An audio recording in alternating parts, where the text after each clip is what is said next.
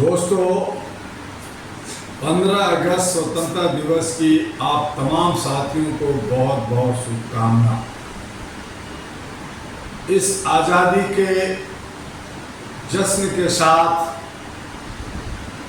आप कुछ पहल करें, कुछ शपथ लें कि हमें पूर्ण आज़ादी कैसे मिलेगी, हम किस तरह से अपने हक अधिकार को प्राप्त करेंगे, किस तरह से आर्थिक आज़ादी को प्राप्त करेंगे, किस तरह से सामाजिक भागीदारी हिस्सेदारी की जो मांग हो रही है वो पूर्ण होगा, शिक्षा स्वास्थ्य समान हो और सुरक्षा पुख्ता हो, हर महिलाओं की सम्मान हो, जो भारत के अंदर जो घटनाएं घटती है वो कैसे खत्म हो, इस पे आपको और हमें पहल करनी है।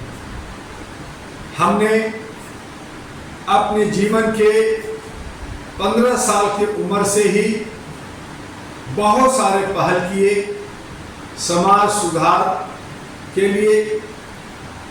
हमने मानवता की राह पकड़ा। पोस्ट ग्रेजुएशन के बाद हमने नौकरी करना बेहतर नहीं बल्कि समाज सेवा के राह को पकड़ा। बहुत सारे जागरूकता कार्यक्रम करते हुए भारत के 5 बार भ्रमण किया। हर गली मोहल्ले में जाकर लाखों करोड़ों हैंडबिल्स बांटे। संपर्क बना और संपर्क टूटा, क्योंकि मोबाइल का नंबर हमेशा डिजिटल बदलता रहा। कभी 6 डिजिट का, कभी 8, कभी 10 हुआ। लैंड नंबर खत्म हो गए जब से मोबाइल आया।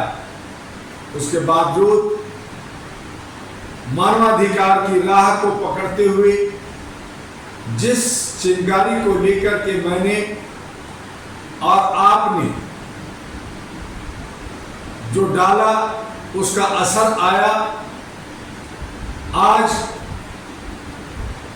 हजारों मानवाधिकार के संगठन, चाहे वो ग्लोबल हो, यूनिवर्सल हो, महाराष्ट्र हो, मध्य प्रदेश हो और कोई और राज्यों का हो, बहुत सारे संगठन मानवाधिकार पे बना। ये सब all India human rights association अहरा का नकल किया, देख रेख किया। किसी के पास अपनी सोच नहीं थी। लोगों ने सोचा कि जब all India human rights association दुआ साहब बना सकते तो मैं भी क्यों नहीं। मैंने सभी को आशीर्वाद दिया और शुभकामनाएं दी कि ठीक है, अगर आपकी नीयत अच्छी है, अगर आप संवैधानिक तरीके से लोगों को सेवा करना चाहते हैं, अलग अलग प्लेटफॉर्म बनाकर ही सही सेवा कीजिए। लेकिन लोगों ने लोगों को ठगा और लोगों को दिग्भ्रमित किया, जिससे मानवाधिकार संगठन बदनाम हुए। भारत सरकार ने इसकी डोजियर तैयार की और उन्हें कहना पड़ा आफ्टर 1993 जितने भी मानवाधिकार संगठन है उसकी डोजियर तैयार की जाए, उसकी जांच की जाए। 1993 नेशनल ह्यूमन राइट्स कमीशन अहरा की देन, अहरा की पहल से हुआ, चूंकि अहरा 1986 में पैदा ले चुका था। अहरा के ही एडवाइजर, लीगल एडवाइजर हमारे जस्टिस रंगनाथ मिश्रा जी को ह्यूमन राइट्स कमीशन का पहला चेयरमैन बनने का सौभाग्य प्राप्त हुआ। 1993 में ह्यूमन राइट्स एक्ट और 2005 में human rights act, domestic violation act और 1987 से ही NALSA, national legal service authority, state legal service authority, जहां पे मुफ्त में, फ्री में जरूरतमंद को वकील मुहैया कराने की मूवमेंट न्यायालय द्वारा किया गया, जिसमें अहरा का अहम भूमिका रहा। पूरे भारत में बहुत सारे सेंटर्स बनाने में, उन्हें प्रत्यक्ष या अप्रत्यक्ष रूप से सहयोग करने में हम लोगों ने बढ़ चढ़ करके हिस्सा लिया। यूनाइटेड नेशन के साथ भी कंधे से कंधे मिलाकर चले। International bar association London, international bar association USA और बहुत सारे अथॉरिटी, बहुत सारे संगठन, बहुत सारे एसोसिएशन के साथ कंधे से कंधे मिलकर और बहुत सारे पार्टियों के साथ मिलकर हमने कहा कि ये लोकतंत्र को संवैधानिक तरीके से हमारे देश के अंदर संविधान लागू हो, संविधान को लोग माने और संवैधानिक तरीके से लोग भरण पोषण और जीवन यापन करें। लेकिन चतुर चालाक लोग, लोमड़ी लोग, शॉर्टकट लोग, दलाल लोग, हमारे देश को टुकड़े टुकड़े करने वाले लोग, अंधभक्त लोग, जयचंद लोग ने गलत राह पकड़कर कहीं न कहीं समाज के अंदर विकृतियां और बहुत सारी खामियां पैदा किया। धर्म के नाम पर, जात के नाम पर, संप्रदाय के नाम पर लोगों को तोड़ने का काम किया। All India human rights association एक ऐसी संगठन जिसने संवैधानिक तरीके से बड़ी खूबसूरती के साथ सरकार से बिना ग्रांट डोनेशन, बिना किसी तरह का फंड लिए और अंतर्राष्ट्रीय स्तर से भी बिना किसी ग्रांट डोनेशन और सहयोग लिए अपने बूते पर 37 वर्षों से लगातार काम कर 38 वर्षों में प्रवेश कर चुका है। हम आगे बढ़ रहे हैं, हमारी संख्या बढ़ रही है, मानव चयन बन रहा है, मानव लाइब्रेरी तैयार कर रहे हैं, बहुत सारे महिलाओं के लिए, बुजुर्गों के लिए, बच्चों के लिए बहुत सारे जागरूकता का कार्यक्रम हर जिलों में, हर राज्यों में हुआ। लेकिन ये नाकाफी है, हमें और आगे बढ़ना होगा। भारत की आबादी करीब करीब 200 करोड़ के पास पहुंच गई है। आज जनगणना अगर हो जाए तो पता चल जाएगा, लेकिन फिर भी भारत सरकार कहती है कि भारत की आबादी 150 करोड़ है। मैं उसे ही मानता हूं। तो 150 करोड़ की आबादी में हम लोग अभी भी अशिक्षित हैं, असुरक्षित हैं, स्वास्थ्य हमें पूरा नहीं मिला, हमारे बीच में बेमनश है, हमारे बीच में नफरत की बाजार है। हमें मोहब्बत की बाजार लगानी है, नफरत की बाजार को हमें खत्म करना है। आइए कदम बढ़ाइए। 15 अगस्त की स्वतंत्रता के दिवस पर एक पहल कीजिए।